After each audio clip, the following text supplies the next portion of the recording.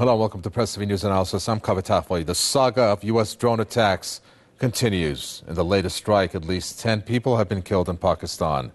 A new report says U.S. drones often target people, including rescuers and mourners who show up at the scene of an attack.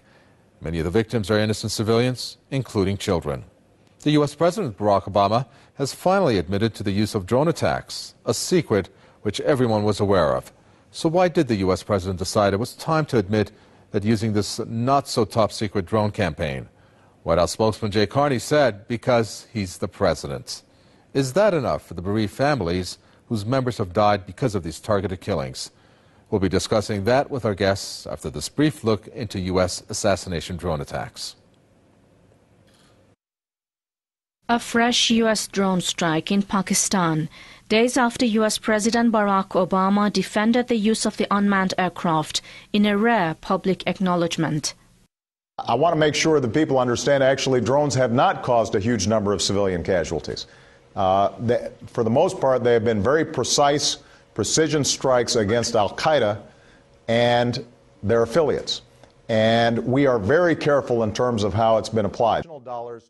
But an extensive analysis by the London-based Bureau of Investigative Journalism in August 2011 challenges Obama's claim. The report found that the U.S. drone attacks in Pakistan have killed 775 civilians, including nearly 170 children, since 2004.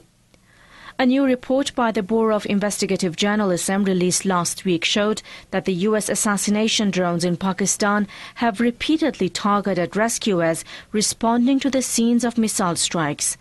A large number of Pakistani civilians have been killed by U.S. drone strikes when helping victims. The aerial attacks initiated by former U.S. President George W. Bush have largely escalated under the Obama administration. Washington has increasingly turned to unmanned aircraft to carry out covert strikes in several countries, including Pakistan, Afghanistan, Yemen and Somalia. According to Pakistani sources, the strikes killed some 50 civilians in return for taking out only one militant. The UN has identified the U.S. as the world's #1 user of, quote, targeted killings, largely due to its drone attacks in Pakistan and Afghanistan. Also, human rights lawyers deem the drone strikes as extrajudicial killings, charging that there is no legal basis for the attacks. Still, the U.S. continues its deadly drone strikes amid a muted response from the international community. Well, we're not going to get a muted response from our guests, hopefully. Let me introduce them. Pakistan Movement for Justice, Ataf Ali, joins us from London. We have political analyst Naveed Ahmad, who joins us from Islamabad, and scholar-in-residence from the Middle East Institute, Marvin Weinbaum, joins us on the phone from Washington. Gentlemen, thank you all. First to you, Ataf Ali. Why has Obama come out at this time to admit to this highly classified campaign, which is not so highly classified anymore? Well, the answer is pretty simple. Why shouldn't he own this drone war? After all, it was the only legacy of Obama tenure for last 4 years. This is one thing that he's so proud of, that finally had to admit that this is my legacy, this is my war. And this is actually what he wanted, to finally handing over the whole Afghan war theater to his own intelligence agency, CIA. But the irony of the whole statement he gave about where he defended drone attack is, first of all, he admitted that there are civilians being getting killed. When he said they are, compared to what the media is saying, the amount of civilian casualties are taking place, they are not so large in numbers. Actually, he's saying, so what? If few civilians got killed, what's the big deal?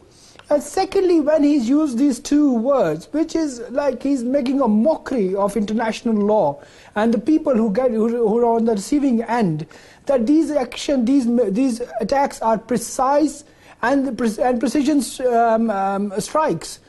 we have a perfect case that October last year, 2011, there was a grand jirga, grand meeting from Waziristan in Islamabad, where all the heads of Waziristan community came down there, and they gave us the whole situation, what is drone attacks are actually doing there. They are just increasing anti-American sentiments. And there was a 16-year-old kid in that whole jirga as well. And after a week or so, his name was Tariq Aziz. He was targeted, and he and his 12-year-old cousin was killed in an indiscriminate killing through drone. So this is a huge slap on American president who's claiming that these are precise and precision strikes. In March 2011, 40 people, 40 Pakistani lives were lost. That there's nobody accountable for it, and even Amnesty International appreciated Obama's statement. At least it's a step towards transparency. It's first time he's admitting that there are drone attacks or are carried out by his permission. Naveed Ahmad, we have our guest Atif Ali saying that the U.S. president feels, is making a mockery out of international law. Let's put aside the international organization by the name of UN in this case. Why don't you tell us the country, Pakistan, which has reacted only through statements. They had 24 of its soldiers killed just last month. Doesn't that make Pakistan also somewhat complicit in this? I mean, they can, at this point especially, move ahead and make some kind of rebuttal on the international scene regarding violation of international law, don't you think?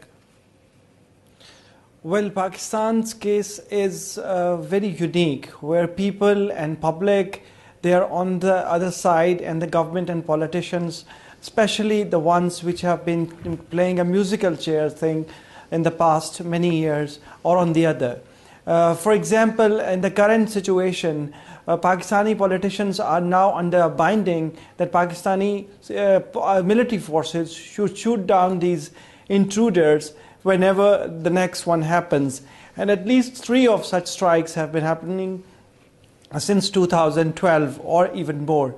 So this is a case in which Pakistan government, which is Asif Ali Zardari's government, led by a People's Party in the name of democracy and voice of the people, they all really are to be blamed.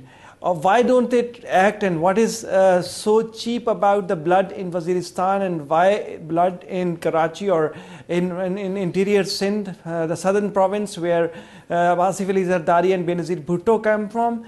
The difference is that there is an electoral college. They have to go to the south of Pakistan to get the votes. And that is why if something happens there, that is dearer to them, and that is a damage, and that has a larger cost compared to what's happening in Waziristan. However, on the other side, in the public eye, this has become very clear. There is no complacency. People realize that there has been some kind of deal between the government and military and with the United States, and both Pakistani armed forces and Pakistani government have really played into the hands of foreign interests. And it started in Musharraf era, which was passed on to this regime, and this is continuing with it.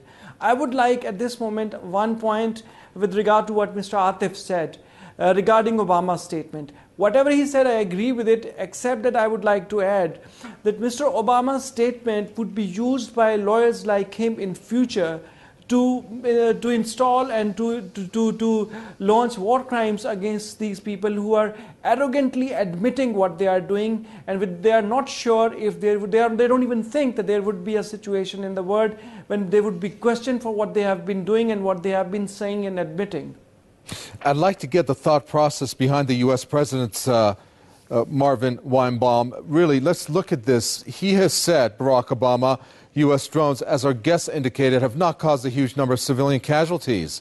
We mentioned in that report that investigation by the London-based Bureau of Investigative Journalism has found that the attacks in Pakistan alone have killed 775 civilians, including nearly 170 children, since 2004. Now, tell us, how many is a huge number of civilian deaths for President Obama? And how is it that he comes out, and as our guests indicated there in London, boasting about this? I mean, is it for what some are saying for the election strategy or his re-election strategy in this election year? Well, it has been repeated that there are civilian casualties. They have contested those figures as not being based on full facts. We are dealing here with the fog of war. It's often difficult to be entirely factual here. The usual argument that is given where there are civilian casualties is that they are collateral, that they're not deliberate. But the more familiar argument is that what the Taliban or whether they be Afghan, well, in this case, probably Pakistani Taliban, what they have done is to locate themselves in civilian compounds as a way of gaining protection against drones being able to target them easily. And that in the course of that, you have inadvertent killing of civilians. This is familiarly the rationale for why there are as many civilian casualties as there seem to have been. Latif Ali, let's look at the consequences, whether it's collateral damage. The facts and stats are there in terms of what it has caused in Pakistan. In this fight against terrorism, why don't you tell us what has happened in Pakistan? We see almost weekly demonstrations against the United States. Perhaps you can expand more for us how this is counterproductive to the aims that the United States has and how much of a danger that's posing rather than eradicating terrorism as the U.S. wants to. Well, before I go into answering your question, let's not boggle down, let's not trap ourselves into simple maths and numbers. It's about the principle we are talking about. How America and its allies in Europe will react if China tomorrow use the same drone technology to attack Taiwan. How America and its NATO allies will react if a Russian spy plane or drone attacks Georgia. The underlying precedent that America is setting is for the future wars. It means any superpower can violate any weak nation or smaller country's sovereignty in the name of their own security. The gentleman in USA is indicating that it's not their fault that people are getting killed. Taliban should not be hiding in civilians. They should identify themselves, come in the open, and ask the drones and come and hit them. You are dealing with 10 million or 12 million Pashtuns living in Pakistan area who have direct connections with the Pashtun tribes in Afghanistan. If Durand line was drawn, it was drawn for European powers' own convenience. Pashtun do not recognize this line. If there's some tribes going to get killed in Waziristan, they're going to go and take a revenge. This is a Pashtun way of life. You cannot change them through drone attacks. What's happening in Pakistan is pushing your civilians towards terrorists. In fact, when the government should be taking ownership of their own citizens inside Pakistan, where they're simply giving us lip service, where they say these drones are unlawful and these are counterproductive, they should be going to UN Security Council, where this is a direct violation of UN Charter and the second clause, subsection 4. You are challenging their basic right to life that's been violated in UN. This is where the Pakistan has to stand up, or Pakistan government has to stand up, that claiming that their sovereignty is under threat. Because our current government came into existence due to this sham national reconciliation order, which was a contract between a dictator and European power to install a corrupt government upon Pakistan to carry out their agenda in Pakistan. It is destroying Pakistan itself, and it's going to be creating a bigger quagmire once America start deciding to leave in 2013 under their election pressures, rather than looking at the broader peace prospects in the whole region. Well, Naveed Ahmed, what we have seen seems to be, even though the relationship has been a rocky one, just recently, after the 24 Pakistani soldiers were killed, where it seems to have reached rock bottom, that there seems to be, again, an easing of relationship between Pakistan and the U.S. We're looking at the fact that the NATO tankers are going to now be eased, the reports coming out that way. Why is it that Pakistan had the strong rhetoric before and now they have taken this milder stance. Does it have to do with the relationship between the Pakistani army and the U.S. that establishes the course for the relationship? I don't see what you are saying having any facts and grounds.